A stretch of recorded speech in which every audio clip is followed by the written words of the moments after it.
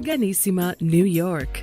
Your exotic skin, hair, and beauty source, and your one-stop shop for all your natural and organic skin and hair care, featuring authentic organic Moroccan oil and prickly pear seed oil and much more, bringing you only the best, straight from the source and proudly produced in the USA. So what are you waiting for? Shop today at www.arganissima.com. Arganissima, New York. Your beauty is our duty.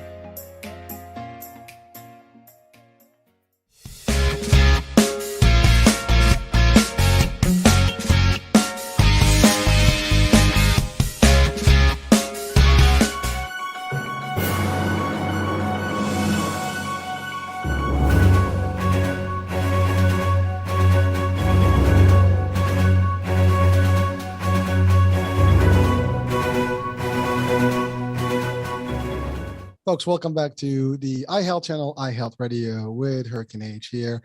New day, new show, new topic, new guest. And over, again, the last few months, we've had different guests, different shows, different topics. We've covered children and adults and all this stuff. But one of the things that we've talked about is mental health and how we can get improvements on a lot of lifestyles and how we deal with things day in, day out.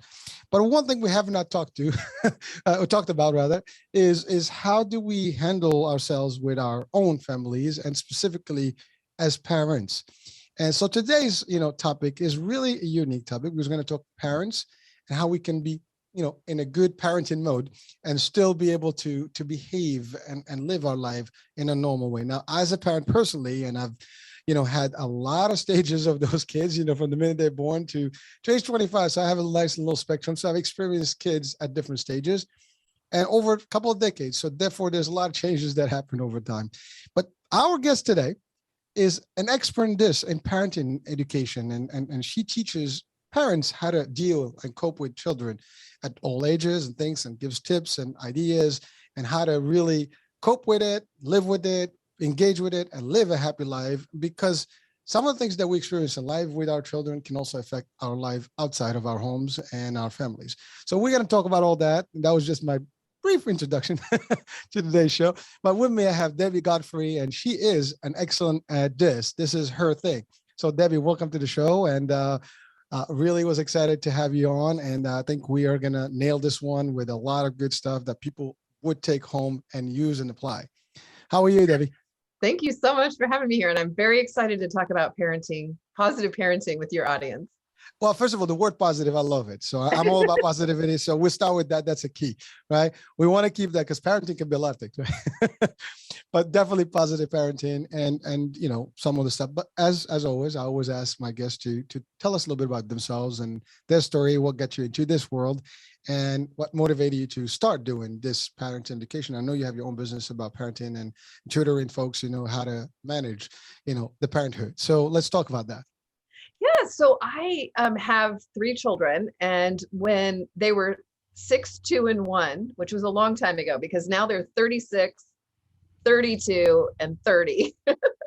God bless. I have to say God bless, because you do not look like you have a 36-year-old.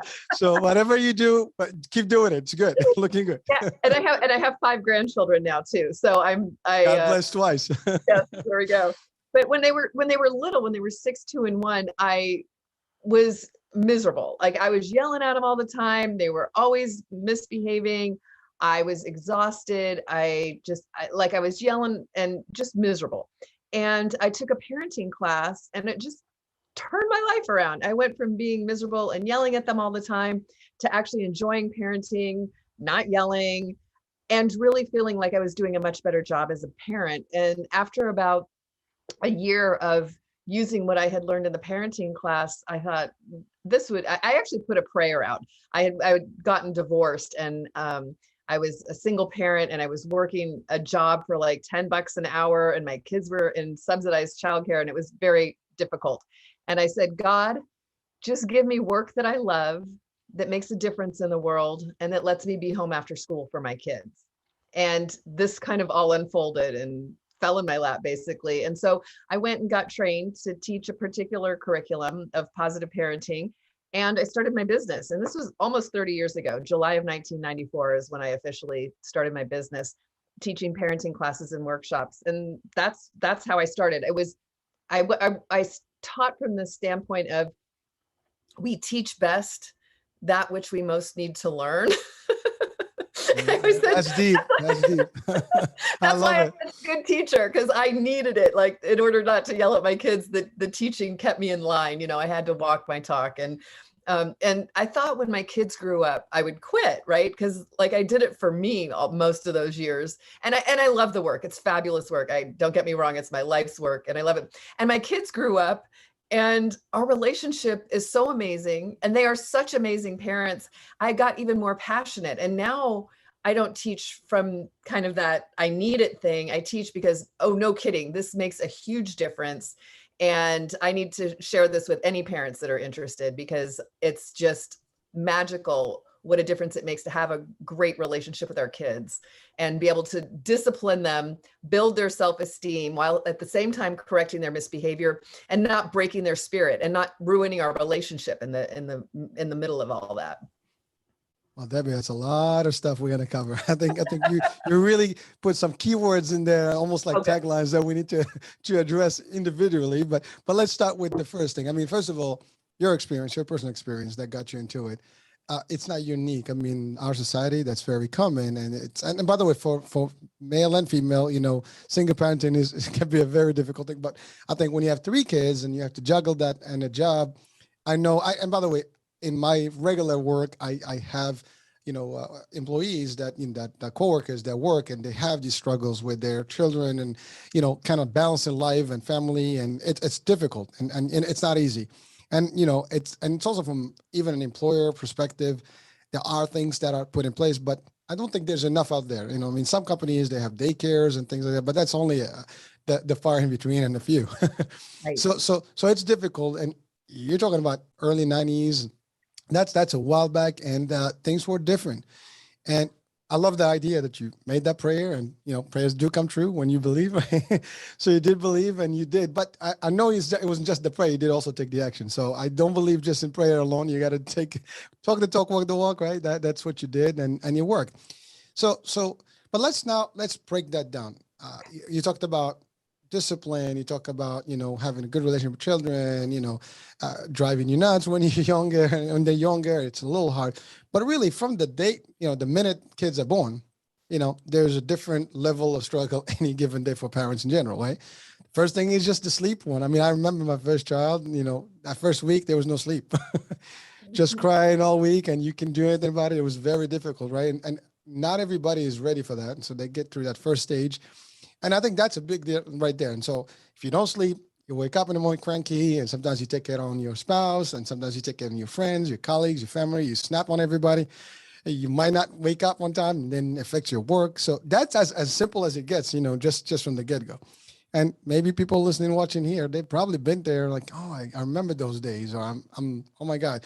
And for those that are expecting, hey, this is what you got to look forward to. But hopefully with today's, advice and tips, you might be able to manage that better. So we'll talk, right? So let's talk about that. So let's guide, some of our steps, our parents here, like in terms of like what would be like an easy way to handle themselves throughout the stages, and that's the other thing. There is a difference between boys and girls. Different ages come with a different struggle and challenges. Elementary versus even before elementary, the daycare days, right? That's actually a worse, I think, in most of the cases, because you are stuck with your children. Because unless you pay for daycare, which is not cheap, right? And some people may not be able to afford that, and it becomes a problem because they have to really figure out a way. Some people stay home. I mean, you did a good job. You figure out a way to make money while you're home and do all that, so that's great. But not everybody succeeds at that. That's the problem, right? And again, life happens, right? Bills, this, that, and you have to. And if you don't have a partner that helps, whether you're together or separated, that's also a more challenging situation. And it's ideal when all partners are in one place, the kids are in one roof. There's also that aspect of it. So let's talk about this angle that I'm just, covering right now, and then we can go to next stages, elementary and up, and until they're actually older and gone. I mean, I think that never stops. Parenting doesn't stop, right? Does it? And then we'll talk later about influences and society and everything else. But let's just talk about the basic elements of building parenting from the get-go. Yeah, and I think you touched on it so greatly there, and that is parents need to learn to take care of themselves. So the nature of being a parent is a giver. We have to nurture, we have to take care of, we have to, we're in charge of this baby who can't take care of him or herself. And so if we get depleted, we can't really give. And so from the get-go, and that's the most important topic I teach in the very first class of the parenting class, is taking care of yourself. And we hear this all the time. I mean, it's become pretty, Cliche. yeah, totally cliche. And most parents still aren't acting on it. And it can be a challenge. And so the way I like to look at it and teach it is, if you are parenting your kids from a deficit in any area, you're exhausted, you're sick, you're just stressed out, you're not getting any or enough time either to yourself, to pursue your own interests, to whatever it is you need to recharge your batteries. And every person is different, but there's certain things that you've put on the back burner or that you're not doing anymore because you're overwhelmed with all this responsibility. But if you're trying to nurture and take care of your children or your family, and you're really needing something deeply inside, you're not caring for them. You're actually taking away from them. It's almost like you're robbing, say, energy from them. And so if you look at it from that standpoint, that even though you want to be a really good parent, and that's why you're self-sacrificing, it's having the opposite effect. And so you get to take care of you because it's good for your children when you take care of yourself. Now, eventually you should take care of you because it's good for you and you should, put yourself first. But most people won't do that, but they will sacrifice themselves for their children. So what I say is, go take a walk, go take a mental health day. I used to like to go to a movie in the middle of the day. That felt super extravagant, to just take some time off and go see a movie in the middle of the day.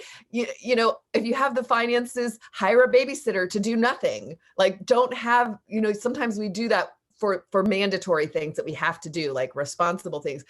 Get a babysitter just so you can go take a walk, a couple hours. Right, exactly. Yeah. So in the first week of the parenting class, I assign them, the homework is to do something to take care of yourself 4 times for 10 or 20 minutes at least in that first week. And for some parents, they've never done this. And so to really start to look at, how can I nurture myself? For some people, it might be taking, even though we talked about working parents, that's really super difficult because you feel like you never have enough time.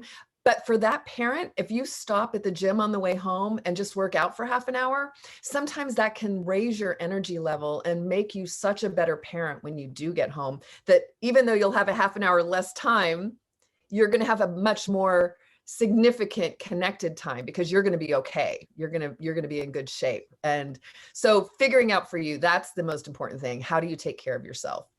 Well, Debbie, I mean, these are some excellent points. And again, you're talking about me, myself, and I first, right? And almost sounds kind of opposite of what the mission of a parent is in a way. But really, when you think about it, if you're not good, to yourself, and you're not able to be good in physical and mental state, you're not going to be giving them anything that is valuable, and therefore you might actually rub them the wrong way.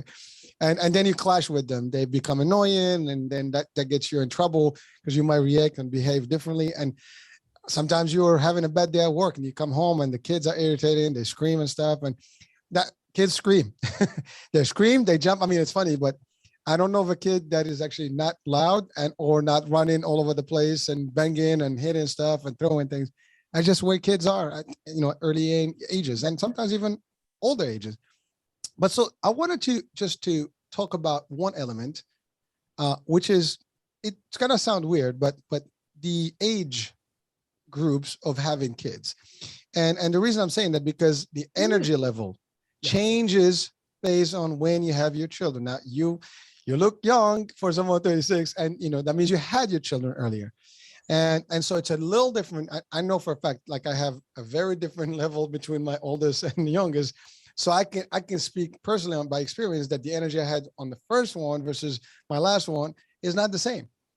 Your patience is different. Your level of attention is different. Your ability to do more and engage more with them and play with them, it's kind of lesser, so it changes. So for parents, this is maybe not something you want to hear, but it is younger folks, at least, at early on, you might want to start planning, that life, ahead. And again, we're not telling you what to do with your life, but at the end of the day, just as you experience children, the experience varies from the time that you have those kids based on your age and when you have them. And the older you are, just fact, and I've seen, my friends who have older kids, like had kids at older age, just the energy is different. You just are depleted already by everything else around you. And so you don't give them the best that you can. And you also, to be honest with you, it's more difficult to even engage with the kids. Plus you have the gaps between their generation and you, and that could be another thing. Now, listen, you love, you marry, you have kids, whatever the case may be, it's all beautiful. Any age is great, but we're talking about how to parent and not have those elements affect you. So I think that I want to just be clear about that. We're not saying that how to you manage your life, up to you. But the idea is no matter what age, you need to be setting your expectations to what that will look like. And if you have not experienced it, you might not know until you are in it. And it's too late at that point because now you have a struggle. So today we're going to try to almost clarify some of the ways you can have a happy life at any age with your children. And hopefully we can get that advice today with Debbie. So Debbie, what do you say to that? Yeah, it's a great observation and something that I've definitely noticed over time. And there's benefits and downfalls for both. So yes, being a young parent, I was 21 when I had my first daughter. I always say I wasn't a teenager, at least. well, listen, it's an early age. There's nothing wrong with that. Yeah. And I think I was 25 or 26 when I had my son, my last one. And so, yes, I was very young. I was like 45 and they were all gone, like basically off doing their own thing. So I had my whole life and in front of me at that age where I had my contemporaries had toddlers, because many people do wait till their mid 30s or early 40s. Now, so it's not that it's better to have children young. The way I see it, there's advantages and disadvantages. So having them young, yes, the energy level is there and the ignorance is there. And I don't mean ignorance in a negative way. It's just, you don't know any better and you've got the energy and you just do what you do with it. And it's just, that's how it flows. And then you have to do your growth work as your kids are growing and whatever. The advantage for an older parent, the disadvantage, as you said, is definitely the energy level. Running after a toddler is super challenging when you're over 35. I mean, it's super challenging. But the advantage is you've had a life experience. Okay. You're usually better off resource wise. Most people they're old that wait and have their children later, they've had life experience, so they've probably traveled, they've probably had time with their mates, so that they have a much more established relationship from which to have a platform for parenting. And the resources are there, the knowledge is there, there's life experience there that helps with the parents that come to me mostly are a little older. The young kids don't often come unless they're really having a lot of problems. And young kids, I mean, in their 20s having kids, right? They seem very young to me at this point in time. But, the older parents are super open to this and super ready for this and need this. And so there's advantages and disadvantages. So like you said, it doesn't matter what you've chosen in your world, just knowing what are your strengths and what are the vulnerabilities that you have. And so either set you're in, positive parenting is something that you want to look at because your parenting skills are what you were raised with. I mean, that's what you come with. You come with whatever you were raised with, good, bad, or not okay, whatever it is. And so in order to be able to parent your children most effectively, you want to expand what you know by getting information in other places. And that's the other advantage to older parents is usually they've already experienced education out in the world in a big way. And so it makes more sense for them to just take parenting classes and learn this. And that's the other disadvantage. I know a lot of moms that I had that would come to my classes, and moms specifically, this wasn't so much a dad thing, that are they've had careers, they've been super successful in their careers. And then they're 35 or 40 and they have this 3-year-old that's running the show and they're just devastated. Like, I've, been the CEO of a company, and now I've got this kid who's running my house and I don't know what to do. And it just devastates their self-esteem. And so those are the parents that are just ripe and primed for learning positive parenting, because as soon as you give them some good skills, they can use all their experience in business to implement it with their kids in a great way and be effective and realize, oh yeah, this kid should not be running the show. It's great to empower them, but within limits. And that's the most important thing. And we want to learn how to do that. Well, that's a lot. And you're right. I mean, it's amazing because the age itself, doesn't matter. And you're right. There is that fact of experience of life, being financially to a degree stable, able to do things for the kids. But you hit also another thing, like this is a big deal. And we talk about in general mental health and just physical health. People wait to see the world when they retire. And, maybe that's a difficult time to do that, and your body may not be responsive. When you're younger, you want to see the world, you want to travel, you want to do all the stuff, get out of the way, right? But I mean, either way you do it, at the end of the day, if you choose to be a parent, then understand that life's going to change. And so now you have to adapt to it and see if you can incorporate life with your kids in your lifestyle. I'll give you an example. For me, I love to travel. So my kids have been traveling since they were literally 1 month each. and from that point on, they've been traveling all along. And so we incorporate them, and we've always adjusted our trips where they can have fun.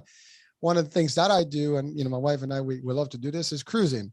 And why we chose cruising specifically, because over the last couple of, 12 years, whatever, the kids, that was the perfect, things for us. We put them in the ship. When they were younger, you sign them up, they go to class, they get whatever for the ship, and, until they're like 5 or 6. And then after that, they go into the kid stuff. And again, at a point where they're like 11, you don't even see them anymore. You lock them in, you just take them into the ship. They're happy, they do their own, and we do our own. So we can have our fun as parents and as couples, but the kids also having fun, and we can cooperate that together. And you can get together, have fun, right? That's just an example. Now people do different ways travel, right? But that's also, now you talked about activities and being able to do things, right? that's a big deal. You talked about the gym, that's me time, and I go to gym. That's something you can incorporate. Activities wise, I want to go back to that. You're at any given time as a parent, you want to do things with the kids. For example, when they're younger, you want to take them to Chuck E. Cheese's and all these places, the parks. Like my kids right now, they say, "Dad, I want you to go with me on a ride." I'm like, "Dude, I'm tired with rides. I've done those 20 years ago. I don't feel like going on one of those cheap rides anymore. My heart doesn't stand it anymore." Right? So it's a challenge, right? Like they almost feel handicapped because you can't do what your children want to do with you. So you limit you and them to certain things. It can be sometimes challenging. And so the other item I wanted to talk about is when you said about somebody that's successful in their career. Mm-hmm. And now you have the boss home. The boss is the child. And by the way, children, I always say this, kids are bosses when they're younger because they win no matter what. I always say this in sales, they're the best salespeople that exist on the planet. Whatever they want, they get. I don't care who you are, what you feel like, you will end up crashing and giving in their demands and still giving whatever they want. It's always almost, a unique situation that we will all go through as parents. So those are just different adjustments that, I personally see and things that I've experienced, or at least I can share. But I know that these stories are not just for me, that's for everybody. And I think everybody has their own way of experiencing, children and parenting. So now let's talk about something that we almost hit on it. You said I was about 21, but there are parents that are younger than that. And I think that's a very difficult, now I'm not sure if you work with them or not, but I think if they're listening, I mean, that could be something that can be wow. I mean, they can certainly learn from today's show because there are things that can apply to all parents, period. But you're right. The one thing that may be a little bit difficult is they are still not with experience. They probably still struggling through their own youth. That could be a challenge. And then the other item I want to talk about is, which you just mentioned about, which it's just escaped me right now. So let's talk about, those ones that are like younger. Anything that we can give as a tip to them. Yeah, that is a super challenging demographic. And I taught a class for the school district where I used to live. And at any given time in this particular high school district, there was 400 parenting or pregnant teenagers. And these were children from the ages of 14 to 17 that were pregnant or parenting, and they included the men, the boys in this as well. So I had this contract where I would go and teach parenting classes to these children. And one of the biggest things that I took away from there is very tangential to what you just said, which is that they are children. They're children. And I almost felt like I would rather be teaching their parents, like their grandparents. It's yeah. Like, you know, most of them were not on their own. These were children. So their parents or the parents of the boy were very pivotal in taking care of this child with a child. And their ability to learn what I was teaching was very limited. It's kind of, they're still in their development. And what I'm teaching is really communication skills, but also personal growth. And most teenagers just aren't in that space. I mean, it's a very rare teenager that is. A child that's gotten pregnant at that age obviously has some challenges already. They're not choosing this as a adult decision. And so it's a very difficult population. And I think it's a very, even though there's a lot of kids there, I don't think it's typical. And I don't even, I don't know that it's not work that I loved. Well, listen, and by the way, sorry, Debbie. I mean, I did ask the question just because it is a reality that we live in. It's more common now than 2 decades ago or 3 decades ago. I think now it's just becoming more, high school. Well, I mean, that was, one of the things that blew me away is these kids would bring their ultrasounds to their high school classes. I mean, I remember my daughter saying, so-and-so is pregnant and she's showing her ultrasounds. It's like, that's not something that we want in our high school curriculum. Well, I'll tell you, my kids, when they were in middle school, there were kids in middle school that were pregnant. And to me, that was like, wow, but that's actually today's reality. And it's happening more. And because again, when we're going to talk about society as a whole and the role of that in parenting and the impact that right now, parenting is no longer just the parents. I think parenting has become a lot more than just the parents. And besides immediate family, could be grandparents and so on and so forth. Now you have society as a whole through the social media, through the TV, through the school system even, right? There's all different things that impact the parenting now. And, and just in general, that can have one way or the other effect on how those kids are seen and, raised. Because you can do things at home and then they get almost like diffused once they go out into the society or they go to the school and they get, unlearned. Whatever you teach them gets unlearned somewhere else, right? That's another challenge that parents actually, I think, are dealing with today, and we can talk about that. But so the point that Danny skipped it for a second there was the idea of you only know parenting through what you've been through as a child and as you grow. So you know what you've experienced, and that could be, to your point, good or bad. And I think that's let's talk just for a moment about that, because some people are raised in a very cherishing, loving, environment. Some people may not have that. Some, like I mentioned earlier, I'm a lonely child, so I grew up by myself. Now, having kids at home that are siblings is a challenge. And I've experienced it because they fighting, they're arguing and stuff. And I didn't experience that personally. So that was a challenge for me. And I was always like, I used to go nuts about it because I couldn't handle it. I was not exposed to it. So you're right. It's like something that we need to kind of make people aware of. It's what you've been raised with, that's something that sticks to you. So now it's like, again, we can learn from it, or can I learn some of it? So let's talk about that for a minute. Yeah. And I think that is the crux of the high level job of parenting. So if you want to really go to the next level, like anybody can raise kids, there's no license, there's no requirements, and everybody out there is, and good, bad, or ugly. And a lot of people are not doing a great job of it. I'm sorry. It's like some areas people are just not paying attention. It's like the children they're raising children unconsciously. And I think it's a lot of the challenges that we have in our culture is because the children are not being nurtured well in general. Many of them aren't. And so, yes, it is so important that we look at this. And when you realize, like, this is the most, for me, this was the most important job in my lifetime, was raising these kids.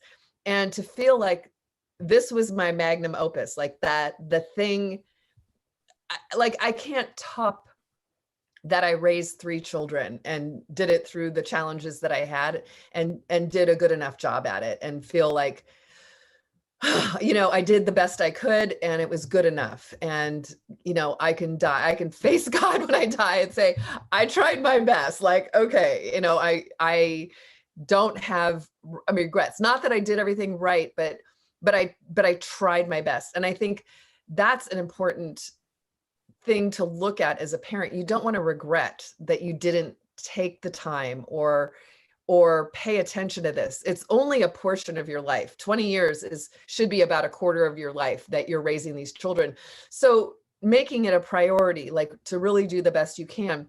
Your experience growing up is totally integral to these children. If you have a child, a lot of people have a kid and they're like, how did I get this kid? Like, where did this kid come from? They're driving me crazy. Da-da-da. It's no accident. Your children push the very buttons in you that need to be healed, things that need to be healed, things that were maybe mistaken beliefs that you got. Maybe they were things that you were hurt by when you were young. And so the kids pick those scabs of any of those wounds. And the deep work of parenting is to start uncovering that. And when we have lots of exercises, and I talk about this, not a lot in the class, but when it's necessary and relevant. And we have ways to go back and look at those things, and you bring those forward as both healing tools for yourself, like ways to put yourself back together from any experiences that may have hurt you as a child. And now by doing that, you have a new way to relate to your own child that's nurturing rather than hurtful or even abusive, which many of us did experience abuse. And we have to transform those experiences or we're going to re-abuse our children and keep that cycle of abuse going. So it's really important that we all take a look at our own experiences. The other thing is, many of us who were abused or just parented in a way where I'll never do that. Like we have this saying, I'll never do what my parents did, X, Y, Z, whatever it was. And the thing is, when you get into the guts of parenting, which you alluded to, it's hard work. It's tough. And those kids are going to push our buttons.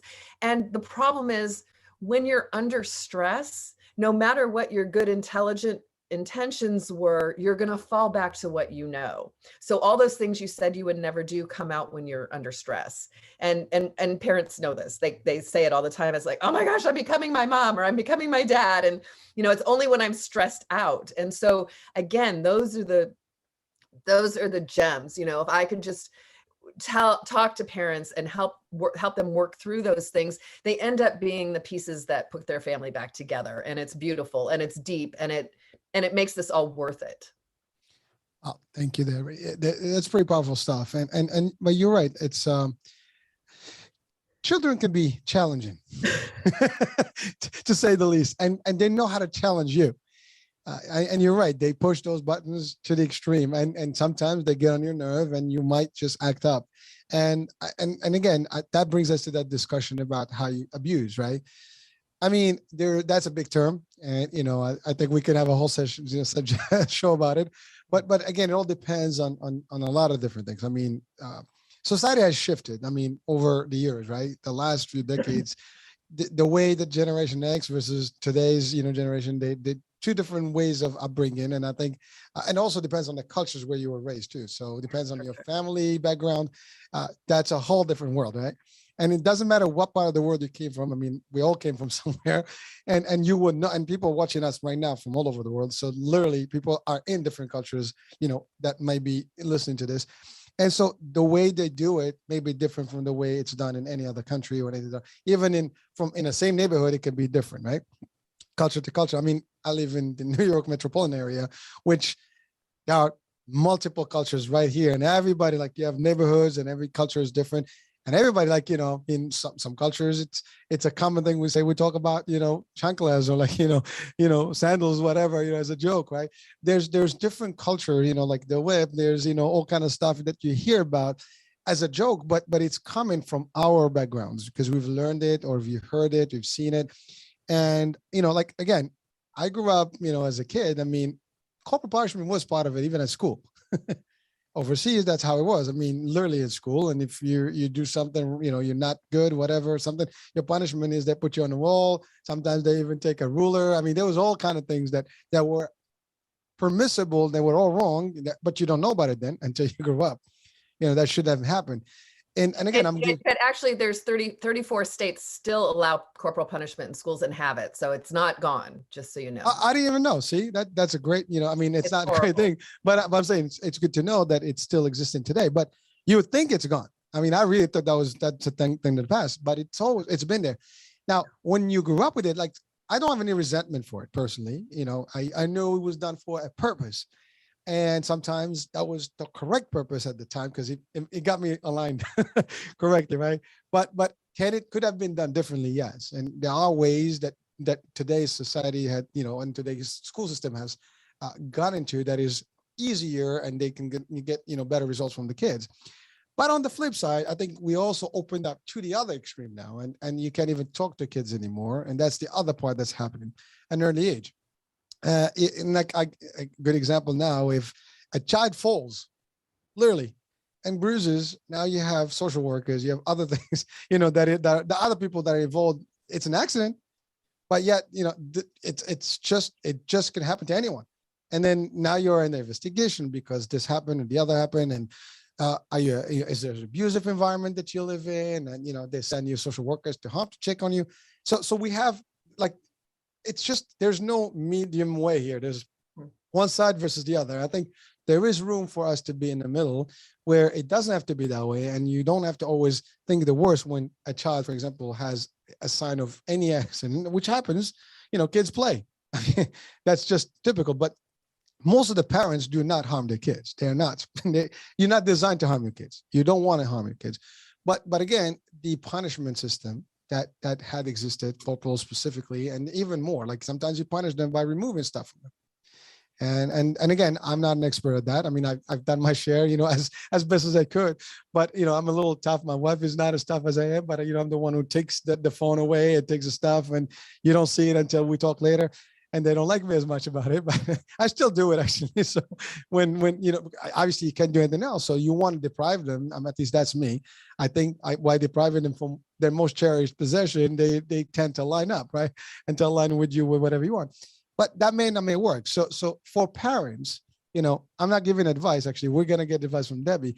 But the idea is it's challenging, and I'm sharing my experience just as this is a show, and I want to highlight that. If you're out there, you're probably going to experience it one way or the other. So you can be in any of those spectrums, any side of the spectrum in terms of parenting and how you deal with your kids. And it could be tough.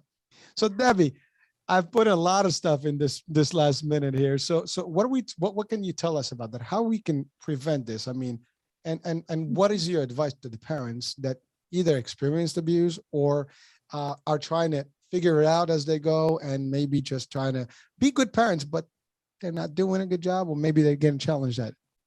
Right. So what you're talking about is our parenting style, Okay. and we're all either a little more strict or a little more lenient. Yes. Okay. And if we're super, super, super strict, our kids aren't going to do well. And if we're super, super lenient, our kids aren't going to do well. It's better if we're somewhere in the middle range, and we don't have to be exactly in the middle. And usually what happens is you have one parent who's a little more strict, like you were saying, you, and one parent who's a little more lenient, say your wife. And that's good. That's good. You have like good contact. Yes. Yeah. And if you're working together, you've got a good relationship. That's pretty helpful for parenting, is to have that balance. What unfortunately happens, because most people have challenges in their relationships and maybe they're not addressing them. And so what happens is you've got a strict parent who kind of doesn't like the lenient parent letting them get away with stuff. And then the lenient parent thinks you're being too strict. And so they're coddling the kids or letting them get away with stuff or talking behind the parents' back. And then this one gets even more strict, and this gets more lenient, and this gets more strict. And now the parents are completely working against each other, which is a field day for misbehavior for the kids. The kids get away with everything. They know, oh, I can get between mom and dad, and they're going to sit there and fight, and I can just do whatever I want. And that's very, very dysfunctional. The parents don't like each other. The kids aren't doing well. And so we want to make sure that we're staying in this middle range. And the way to get back to this, you're going to love this, your wife won't love it so much, is that you put the more strict parent in charge of being the parenting leader. And so the more lenient parent follows the lead of the stricter parent. And it doesn't work in reverse. And when you do that, what happens is the lenient parent has to follow the lead of the stricter parent, and the stricter parent doesn't have to be so strict when they have that backup and that support. So they can maintain the limits and boundaries. They don't have to go so overboard. And this one needs to learn to be more consistent and to set better boundaries. And so you can maintain your positions here in the middle range, where this one still is always going to have a tendency to be more flexible. This one's still going to have a tendency to be less flexible and more, consistent or really stand their ground. And that's going to be much more healthy for the whole family, where these two are working together and backing each other up. And so that's what you want to envision with your parenting style. This kind and firm concept is super important as well. We can't let our kids get away with everything. That is a huge problem out there. Kids have been, we've had this generational effect of, we were calling them helicopter parents before that became a term, but that, we're hovering. We don't let them hurt themselves. We don't let them, everything that they do is like, oh my gosh, you're so great. And they're like, all I did was slide down the slide. Like every kid does that. I don't need a reward for that, and it's overboard. And that is super hard because those kids are disrespectful. They don't have any limits or boundaries. Nobody wants to be around them. And so it's very unhelpful to overdo that kindness with your children. And on the other hand, with the too much strictness as well, there's detriments to that too. If those kids don't learn their own power, if they're walking on eggshells all the time, if they can never do anything right, their self-esteem gets damaged. So again, these extremes are really not what we're looking for. We want to look for that middle ground of being both kind and firm. And I will say with your taking away the phone, I have a thing in my class where I teach parents, that thing that's near and dear to your children, like their favorite toy, or in your case, the phone, you don't get to take that away in order to discipline them unless it's directly related to whatever they did wrong. So that, to me, it's what that does is it's fear-based, right? They're afraid I'm going to lose my phone. Okay. The problem with fear-based discipline, which is what most punishment is, and I'm distinguishing punishment from discipline. So punishment is a subset of discipline, is like this whole, everything that we do to guide and to teach our children is discipline. Okay. Punishment is the word, it implies making them pay for something they've done wrong. And I always say children aren't criminals. They don't need to be punished. They don't have to pay. They need to learn. They need to be guided. They need to be taught. And so when you use their favorite thing and you cause fear, or when you spank, or when you threaten, or when you ground, all of those things that install fear, what that does is it sets off their fight or flight response. Okay. So they're gonna fight you, or they're gonna run away from you. And this could be mentally as well, not just physically. And they're going to have a cascade of stress hormones released when they go into fight or flight, sets off adrenaline and norepinephrine and all this stuff. And what it does is it shuts down their thinking brain, their frontal lobe, and all this stuff where they think. All right. So they're learning to not do stuff because you're going to get mad at them. I mean, that's it. They don't learn like the responsible and the intelligence and all that stuff. So the finesse of parenting is to figure out how to correct their misbehavior to get them to do what they're supposed to do without setting off the fear response. Okay. Well, and that's everything I teach. No, I love it. And actually, thank you. I mean, I love it. I mean, I give you my example, so that's perfect, because I think that's a common practice. And not phone. I mean, people do games and do other things, and I've used both, so I'm guilty. Well, and there's times where that would be relevant. Like if there's a thing in the house where they have to have their homework done by a certain time, yes, like exactly. you set up agreements and the homework's not done. Well, that would make sense that the phone is taken away until the homework is done, right? But if like one of the kids hits their sister or hits their brother, you talk about sibling stuff, taking away their phone is not related. So that doesn't make a lot of sense. The discipline needs to be related to the misbehavior in order for it to be effective and for the thinking part to happen. I agree. Actually, I do it for school purposes because There you go. I do not like when they play games and stuff when their homework is still slacking off. I mean, they got to do that. And like my rule is really, so talking about chew modes, my rule is you don't get your game stuff until Friday night and it goes away again on Sunday. So the other leading party allows it to be a little bit, my wife allows them to have it a little bit longer for the week. And with exception. And then when we found the exception, that's when they slack off and they tend to do that. So that's where I come in and be like, no, I'm going to take it away. And as soon as I say the word taken away, they become good. So it works for a degree to a degree, but may not always work because they figure it out. Well, and the thing is, you have to think about long-term as well. There's a point in time where that's the effective and the way that is appropriate to discipline. But now you've got to start thinking about this person who's going to be going off to college soon, right? And then at that point, yeah, well, there already are, but they're going to have to learn to self-regulate. So at a certain point, you have to transition from being the cop of this to helping them learn how to manage themselves. And that's the finesse of parenting a teenager. And thank you. I mean, and I love that because you're right. And every age, like I said, you transit and then you keep, you're tighter and you looser and then you stuff. And like, there's a point, but again, at the end of the day, listen, I've been through an 18-year-old who's 25. So I can tell you when they get to that age, there's very little you can do. Right. I mean, the only thing you could do is and that's exactly my oldest son. He decided to leave on and move on from the house because, no more rules. And that was his decision. So, but it happens, right? So I get it. I mean, and again, for every parent, it's going to be different. But you did state something that is important. The yin and yang, right? the good balance, positive, negative, both sides working. That's usually good. Now, here's the challenge. And I think that's also another type of real thing that happens today in society, which is we're talking about couples are together and maybe even having challenges one thing, but now when they separate, that's a whole different thing where the kids are in the middle. And what I've noticed is exactly what you just said, the two extremes. Because your father this, I'm going to do it. Because your mother this, I'm going to do this. And now one is like, do whatever you want. And the other one, no, you can't. And everybody now is challenging themselves how they can make them as easy as possible life, right? And then now to your point, now we get the aftermath that person gets over everything. Nobody really is holding the rein, right? And so it's over. And that's what creates those cases where the children don't think about repercussions in real life.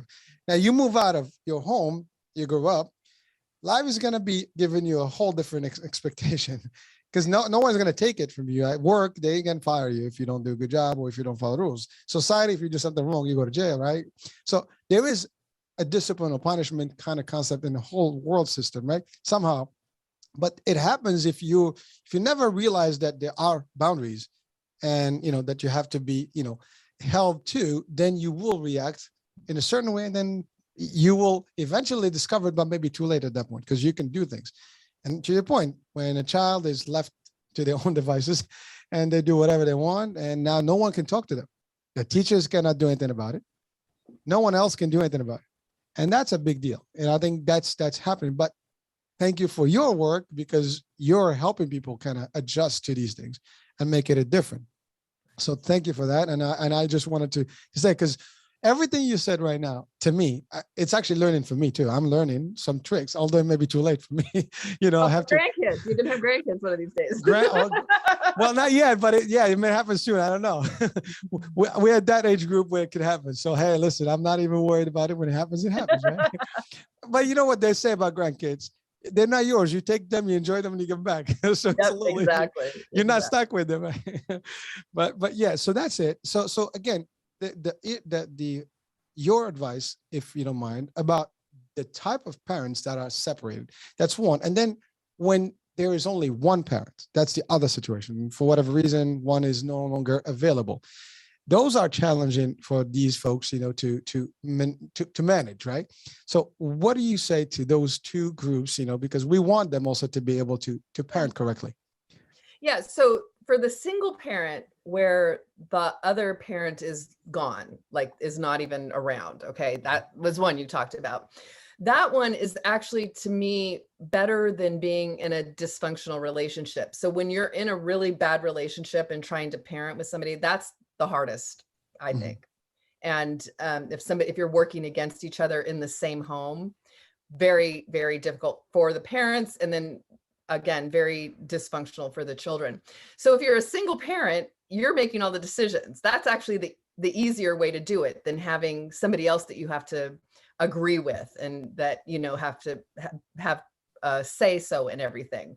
So that one, the hard part is usually resource wise. There's no help. There's no, you have to do everything by yourself. So making sure that you find yourself a good network of support, whether that's friends, family, whatever you can find.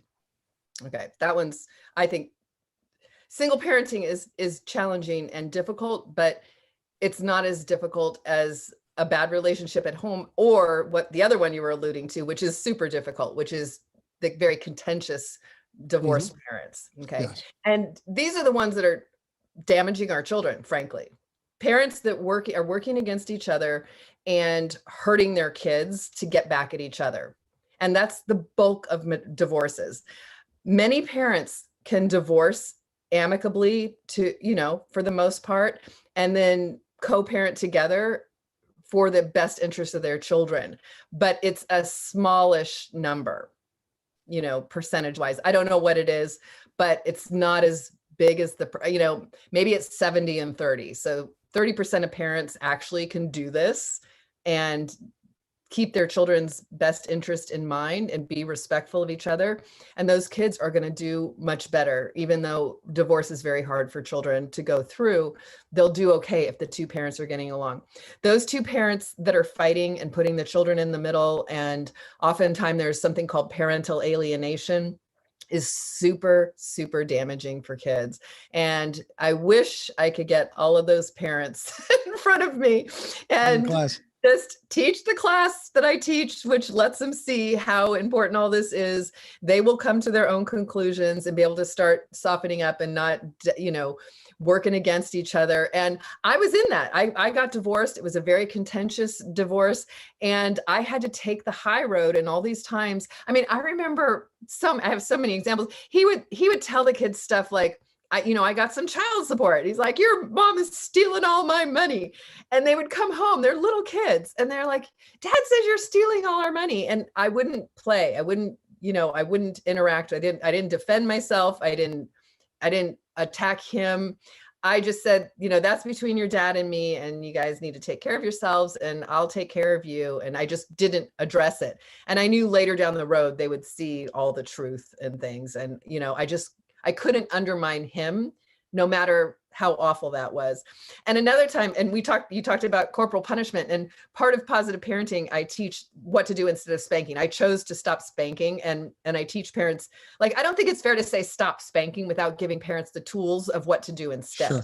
So I think that's super important. So I don't believe in spanking, but I also don't believe in saying to a parent, you can't spank unless you make sure they're set up for success and have discipline tools, because otherwise they let them get away with everything. And that's worse than using some corporal punishment. So just know that I don't, so I didn't believe in spanking. So they come home one day and they're like, then they know my stance on this. And they're like, Dad spanked us, thinking that I'm going to get all mad and call Dad and yell at him or something. Right. And I'm like, really? I go, what did you do?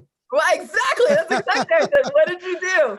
And they go, nothing. And I'm like, wow, you didn't do anything and he spanked you? That stinks. And they're like, well, maybe we were jumping around in the cart at Costco. And I'm like, oh, okay.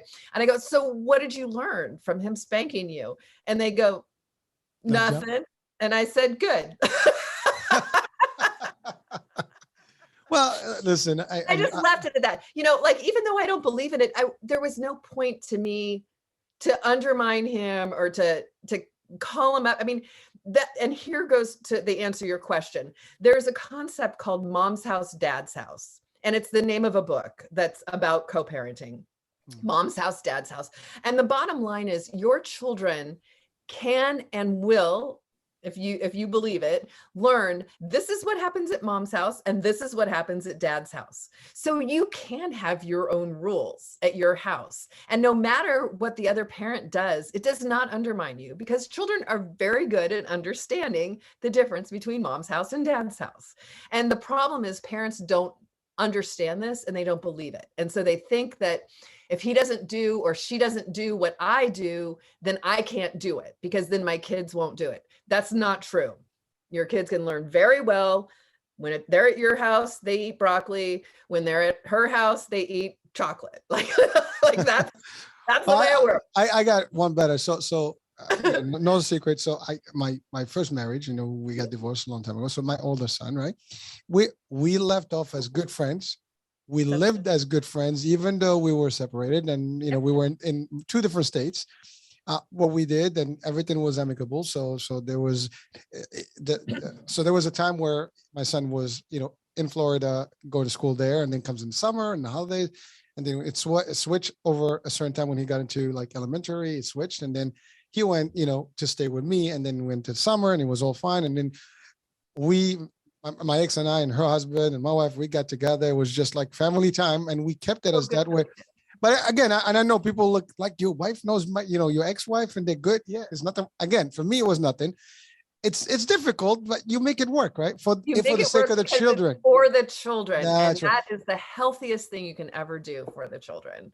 But that leads me to the other. So here's the other thing. We were two different religions, two different walk of life. It was a whole different. We got along, but we still have our own ways of doing things, right? And believe it or not, to your point, dad's house, mom's house. You go there, I don't tell you what you do. I don't want to know what you do, how you do it. And then you come here, these are the rules. So, and mom knows, I know. When you go there, I don't tell you, you can worship what you want. You do what you have to do. You come here, you know what we do and how we do it. And that's how we went. Until he got to the point when he was old enough, when we had graduation, he was happy, everything was good. And that's it. So again, that's an example from my side. And again, and I'm not saying it for the sake of the show, it's the true story. So the fact is, that's how I play. I'm always on the positive modes and I try to keep it positive. But you're right. It wasn't because of me. It was, if you want the children to not feel your differences, you can. You control that, but it's up to you as a parent to either make it a war. And I had friends who had the opposite, where they were like bickering and, dad this, and then the kids are in the between, like, they don't want any one of them because it's a problem. So you don't want that. You want them to they get to choose. I'm not asking you to be your favorite. I don't care if you choose mom as favorite. That's okay. To me, I'm a mom boy. So you can have mom. Mom, I think, is important in society and has a different degree of level. And so I love everybody's mom, and that's how I am. So moms are moms, right? And, again, I'm an only child. So I was predominant. My dad was around, but my mom was the one who did the upbringing. So I'm always grateful to her. And so I grew up with that mode. So to me, mom is priority. You take care of your mom, you do whatever you want. That's the bottom line. So I did that. And at the end of the day, he knew that. Now, unfortunately, 2 years ago, she passed on, and, but now no, it's okay. I mean, life happens, right? Yeah. Unfortunately. But, so we got over it, and now he's got one parent, but he understands how he went. It was not always easy, because in his mind, it's still, there's an impact no matter what. Even when you don't think that it was, there's always that. And I didn't realize that until later on. Because even though we didn't think it was, he expressed it later on in his life that, he did feel the difference because we weren't together. But I guess that's normal for kids. But you're right. The parents that choose to take it on each other and using the children as an exchange tool, I don't think that's appropriate. But again, people can listen to the show like, well, what do you have? What do you care? Who gave you the right to an opinion? Listen, I'm entitled to mine. You're entitled to your lifestyle. Do whatever you want with your family. It's all good. But at the end of the day, we're giving good advice that you can take. And just because we do certain things doesn't mean you just gave me a good lesson right now, and I'll take it.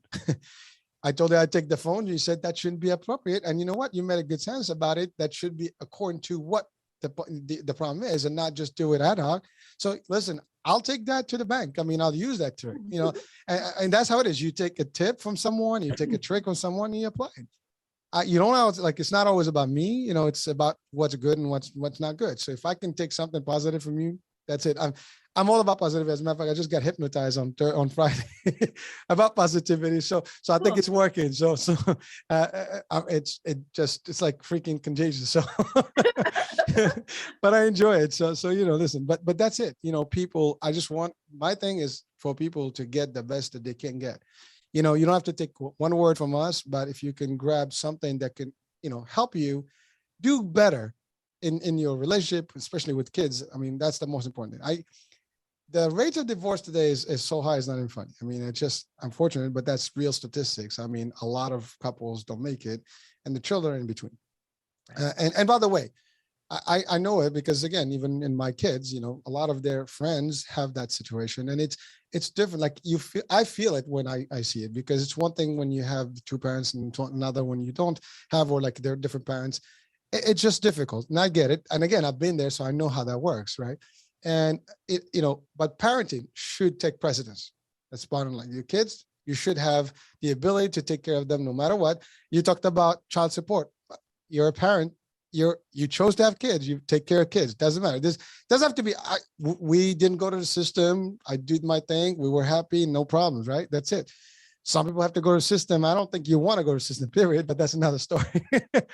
But the fact is, kids do not even need to know that. No. I mean, really, why do kids need to know? Right. Exactly. But unfortunately, people kind of do that just to your point, to spite, right? Oh, your mom does, your dad does. Yeah, why? Kids don't have to do that. Again, like I said, this is my personal views on how this is. And, I may be wrong. I don't know. No, you're not wrong. And it is damaging to kids. And I think it's okay to say that, because, sometimes parents are so involved in their own hurt that they don't understand that this is really hurting their children. And when parents realize that, they can choose to do it differently. They can choose to stop. They can choose to put down the war with the ex to serve their children better.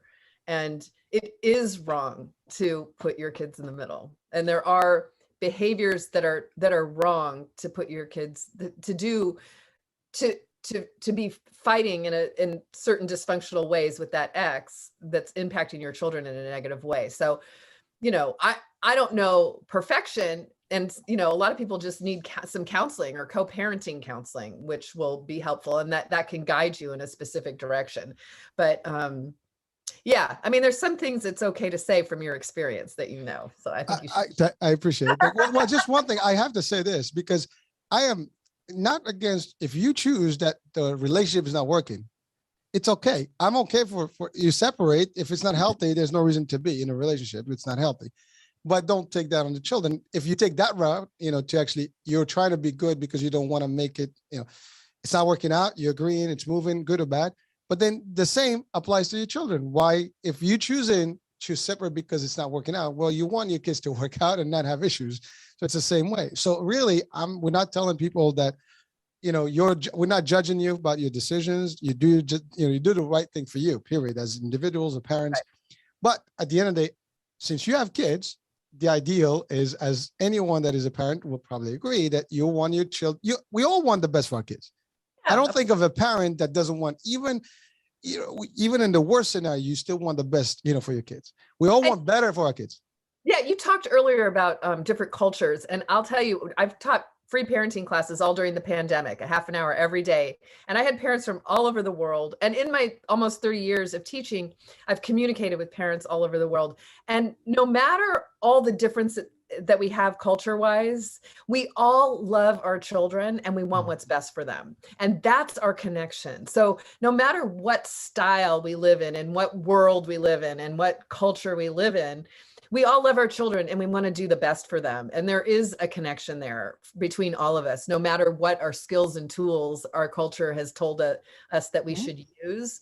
There is that commonality, and that we can all be together and support each other in figuring out the best way to have the best relationship that we can with our children. And I agree. And I think that that's beautiful. And that's how we are designed to be. Yes.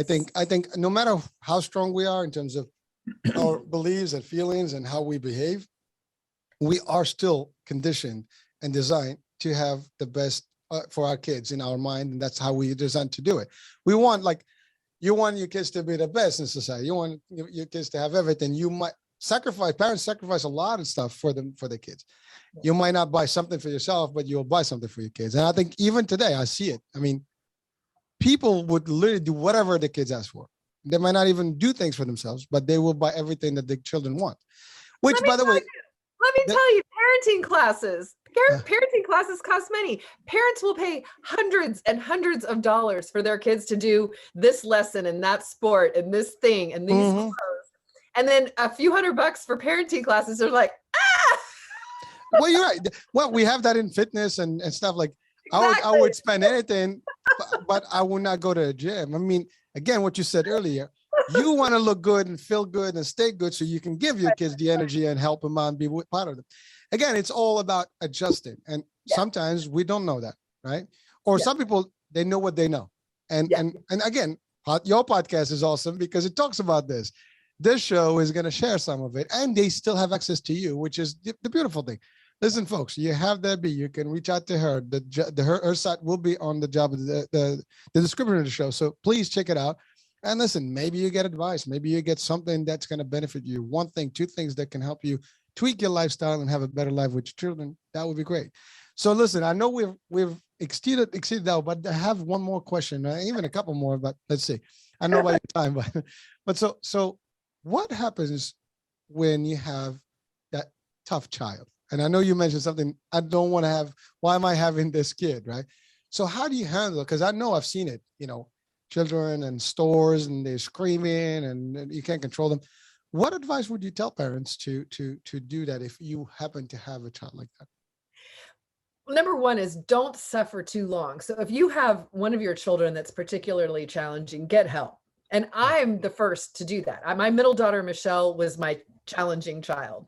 And I have a few stories about this, but I'll just share one, maybe two of them. But one was I went to her second grade parent teacher conference. And I said very wisely to her second grade teacher, Michelle, she's one of those spirited children. And the teacher looked at me like I was crazy. And she's like, I don't get that. I go, she's great in class. She gets along well with others. She's kind. She does what she's supposed to do. And the teacher looked at me like I was crazy. And it just blew me away. And I went home and I realized I have a problem with my daughter. Like, she's great out in the world, but her and I have all this conflict. And I went to counseling. I took her to a therapist and I said, help, what's going on here? And so the therapist had us play together for an hour. We played. And then I went back the next week and got help and coaching from her. And basically what she said was, you're very interactive. And your daughter, Michelle, is very attentive and you're not picking up her cues. Like you're saying, let's do this. And she's waiting for you to watch her and allow her to do something or whatever. And basically what the therapist said is you need to learn to be patient and to watch for her cues and to be more sensitive to her, what she's needing and what she's communicating. And I was like, oh, great, patience. Like, that is something I don't have.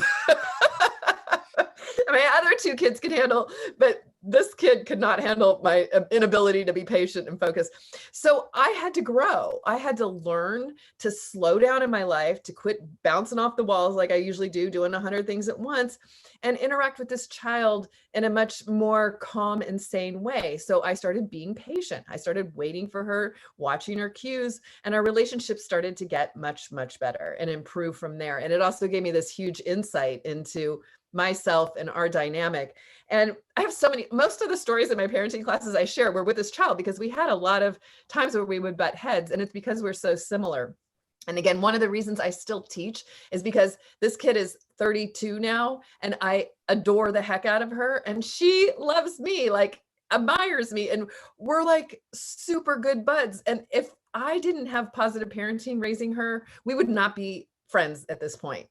If I had negative parenting, she's the kind of kid, the friction that we could have had, we would have never been, connected and loving and really feeling the deepness of this relationship because I had positive parenting tools. I could transform. I could learn what I needed to learn from her. She taught me patience. What a great gift, right? Did I want to learn it? Not really. But it worked, eh? It worked. But you know, it's funny, Debbie.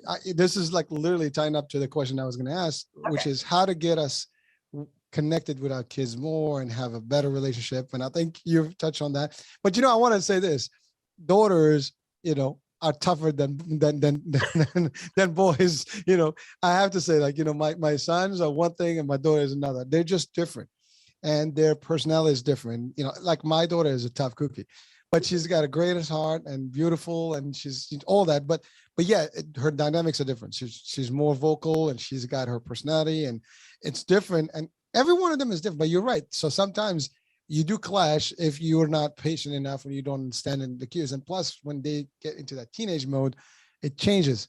So you have to also adapt to their changes. And I think that's the other part, that when you're a new parent, you know, you might not see it until you're into it. So maybe learning it in advance and prepare yourself will be great.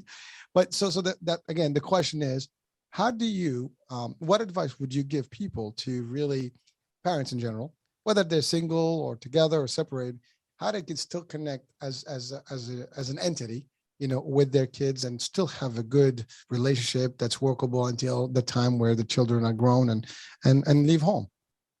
Well, I mean, taking my class or a parenting class where you learn positive parenting and positive discipline, communication skills and tools. This is where you can guide your children, but make your relationship really connected. Too much of the punitive and negative parenting just damages that relationship. So you don't have the connection. You might get well-behaved kids, but they're well-behaved and there's like, I can't wait to get out of here. Right. Mm-hmm. Or, you know, or they're damaged in some way. So making sure that you give yourself the skills and tools to have a deep and connected relationship is the way to do it. And the other thing is, I guess it's a spiritual belief or something that I just see in this regard. And it's that we choose our children and our children choose us.